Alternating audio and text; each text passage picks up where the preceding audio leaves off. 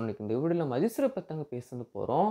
Ajith recent days நம்ம பார்த்தோம்னா, ரொம்ப குண்டா இருக்கிற மாரி இருந்திருப்பாரு. இப்ப கடைசியா அந்த துணிவு படத்துலயாகட்டும், எல்லா படங்களுமே ரொம்ப குண்டா இருக்கிற மாரி இருந்திருப்பாரு. அதே கொஞ்சம் வருஷங்கள் முன்னாடிலாம் போய் பார்த்தோம்னா, ரொம்ப கரெக்ட்டா ஃபிட்டா இருந்திருப்பாரு. சிக்ஸ் பேக்ஸ்லாம் வச்சிருப்பாரு. பட் ஆனா நெறைய விஷயங்கள் இடையில நடந்துச்சு. அவருக்கு நெறைய உடம்புல நெறைய இன்ஜுரீஸ்லாம் இருக்கும்போது, அவர் அந்த மாரி சிக்ஸ் பேக்ஸ்லாம் வச்சிருக்க முடியாது. நெறைய மாத்திரைகள்லாம் எடுக்கறனால, அவருக்கு இந்த மாரி உடம்பு போட்டுருச்சு அப்டி சொல்லிட்டு நெறைய விஷயங்கள் சொன்னாலும் கூட, நான் சின்ன வயசுல ஒரு ஆக்டர பார்த்து உடம்பெல்லாம் இப்படி வச்சுக்கணும், கரெக்ட்டா நீட்டா வச்சுக்கணும் அப்படின்னு சொல்லிட்டு இன்ஸ்பயர் ஆனேன்னா, அது கண்டிப்பா அந்த அஜித் சார் பார்த்து தான். பட் அவரு இன்னைக்கு இப்படி இருக்கும்போது கொஞ்சம் வருத்தமா இருந்துருந்துச்சு. என்னடா இவ்வளோ குண்டா இருக்காரே, இவ்வளோ ஃபேட்டா இருந்திருக்காரே அப்படி சொல்லிட்டு எனக்கு தோண செஞ்சுச்சு. பட் இப்போ ரீசென்ட்டா பார்த்தீங்கன்னா, குட் பேட் அக்லிக்கான ஷூட்டிங் ஸ்பாட்லேருந்து ஒரு சில ஸ்டில்ஸ்லாம் வரும் இல்லையா? அந்த ஸ்டில்ஸ பார்க்கும்போது, மறுபடியும் பேக் டூ அவருடைய நார்மல் லுக் வந்துட்டாரு அப்படி சொல்லிட்டு தான் ஃபீல் ஆச்சு. இப்ப நீங்க ஸ்க்ரீன்லேருந்து பார்த்துட்டு இருக்கீங்க.